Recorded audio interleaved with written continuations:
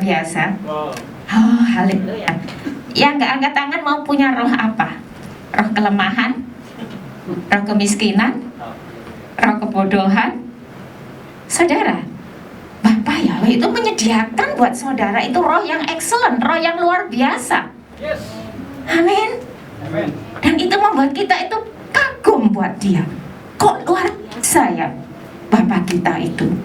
Nah, contoh-contoh roh excellent itu adalah Elia. Ini ada Bapak Elia, tapi ini Nabi Elia ya. Dia melawan arus ya, luar biasa itu melawan arus. Artinya ndak melok-melokan. Sekalipun semua nabi-nabi itu bersembunyi karena takut sama Isabel waktu itu, Nabi Elia berani berdiri sendiri menghadapi 400 nabi-nabi Baal. Bahkan membunuh 400 nabi Baal itu sendiri loh saudara.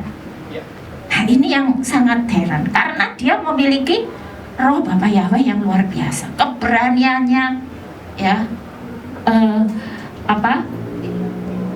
kesungguhan hatinya itu nggak main-main gitu ya. Jadi sekalipun Elia itu seperti itu bisa membunuh nabi-nabi Baal sekian banyaknya, tapi dia juga ada rasa takut, diancam diancam Isabel itu mau dibunuh, lari dia ketakutan banget. Dia seperti kita, sama seperti kita. Ya, kemudian Nabi Nuh, dia melawan arus juga. Waktu dia bikin kapal, orang menghina Nabi Nuh. Ngapain? Kok bikin kapal di atas gunung gitu ya? Nabi Nuh waktu itu berkhotbah terus supaya bertobat, tidak ada yang bertobat. Mayoritas tidak ada yang mau, tapi dia tetap berdiri karena dia percaya Bapak Yahweh itu luar biasa. Dia dan keluarganya sendiri yang diselamatkan. Ya, ini saya berikan contoh-contoh ya bagaimana kita melawan arus untuk memiliki roh yang luar biasa. Yosua dan Kaleb, 12 mengintai tanah Kanaan.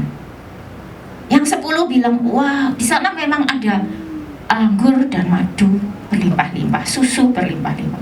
Tapi orangnya tuh kayak raksasa, kita ini kayak belalang, diinjek mati.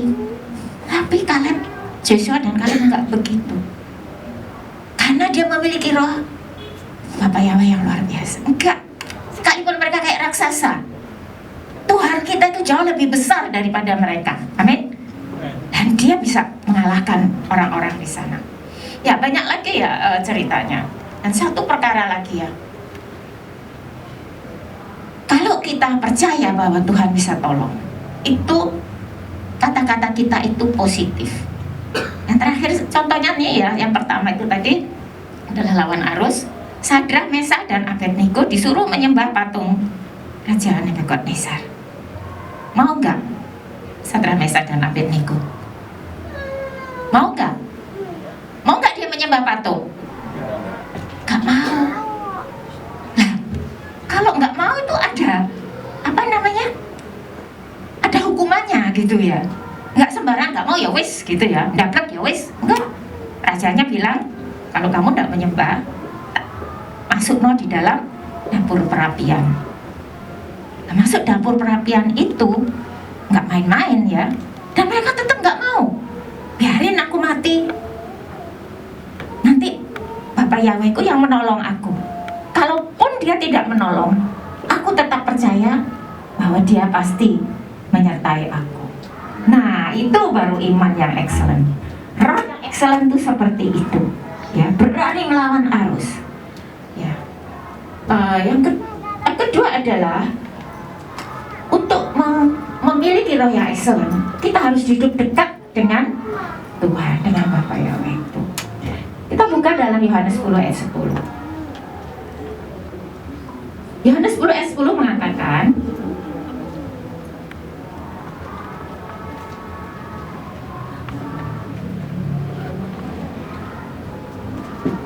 kita baca di sini ya, 1, 2, 3. Pencuri datang hanya untuk mencuri dan membunuh dan membinasakan. Aku datang supaya mereka mempunyai hidup dan mempunyainya dalam segala kelimpahan. Nah, Siapa yang tidak mau hidupnya berkelimpahan? Dan ini bukan janji saya, kata-kata saya, tapi ini adalah janjinya Bapa Yahweh. Ya. Jadi yang aku datang pertama itu siapa? Yang datang pertama siapa? Pencuri. Dia datang untuk mencuri. Mencuri apa? Mencuri damai sejahtera kita. Ya. Mencuri kebahagiaan kita, mencuri kesehatan kita, mencuri berkat-berkat kita. Dan membunuh. Membunuh itu artinya membunuh hubungan kita dengan Bapa yang hidup, Tuhan yang mengasihi kita. Jadi kita tidak punya hubungan dengan Bapa, sehingga hidup kita itu banyak khawatirnya, banyak mengandalkan manusia, banyak bingungnya, terus mikirnya macam-macam, sampai stres, sampai frustasi. Nah itulah kalau hubungan kita dengan Bapa dibunuh sama pencuri. Pencuri itu siapa sih? Pencuri siapa? Halo? Iblis. Terima kasih Kak. Ya, iblis itu pencuri. Dan yang ketiga diapakan kita kalau sudah dicuri damai sejahtera, sukacita, dibuat hubungan kita itu dibunuh dengan membunuh hubungan kita dengan Bapa Yahweh. Apa yang terakhir? Dibinasakan. Apa sih dibinasakan itu? Dibunuh itu sudah ada dibunuh ya. Terus dibinasakan itu artinya apa? Lepas landas masuk neraka.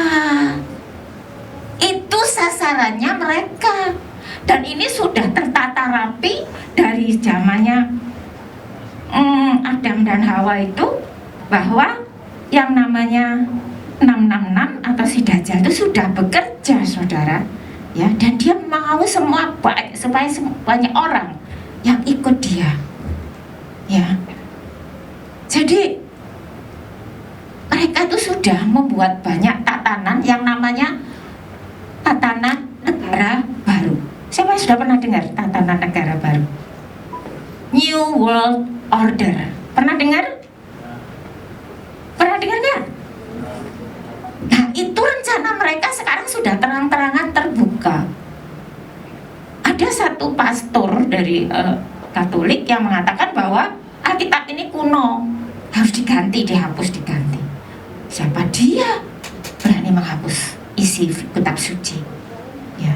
Terus mereka mengatakan akan ada satu, ini si Dajjal ini 666. Mereka mengatakan hanya akan ada satu negara, satu bahasa, satu mata uang, apalagi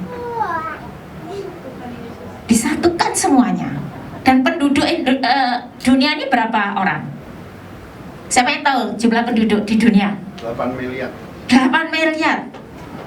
Mau dikat, dibantai sampai tinggal 500.000. Saudara bayangkan, cara mereka tuh macam-macam. Ya. Jadi kita perlu sekali mengenal siapa yang harus kita pegang erat-erat.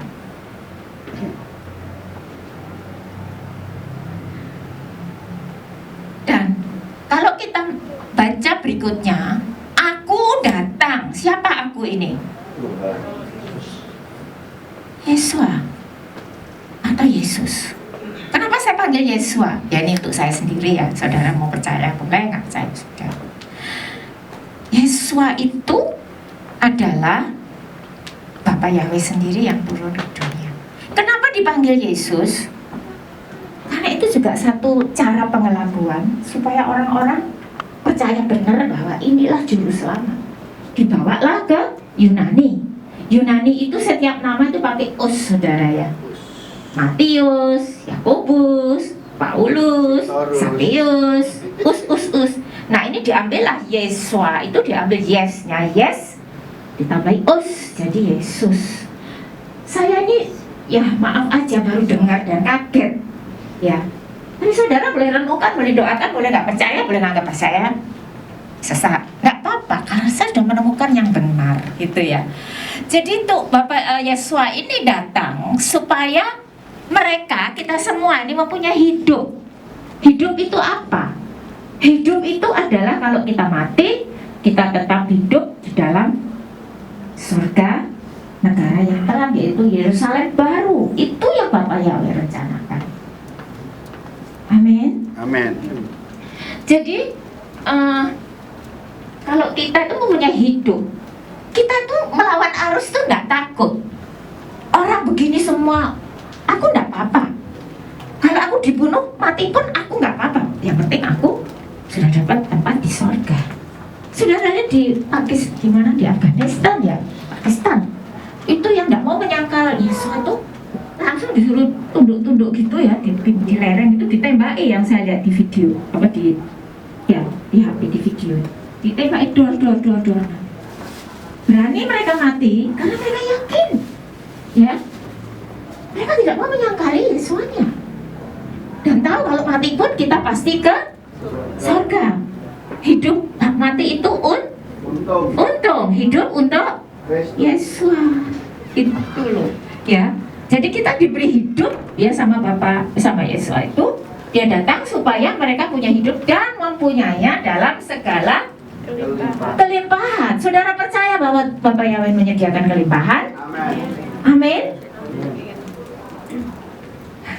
Kalau saudara belum ngalami, ya saudara pastinya nggak percaya. Tapi yang jelas, kalau saudara percaya sungguh, saudara itu punya akses yang luar biasa untuk minta apapun kepada Bapak Yahweh Elohim, ya, yang berlimpah-limpah. Maksudnya bukan untuk kita itu nanti sombong atau beli barang banyak pamer, enggak. Supaya kita memiliki hati Bapak itu yang penuh belas kasihan. Kalau kita punya belas kasihan, kita punya harta banyak, pasti kita suka berkorban, berbagi. Nggak suge-suge dipek dewe, enggak. Ini rencana Bapak kalau kita diberi kelimpahan. Kalau saudara belum menerima kelimpahan, saudara cari apa sih rahasianya supaya kita berlimpah. Apalagi di masa pandemi, susah. Orang merasa susah. Bagaimana kita hidup?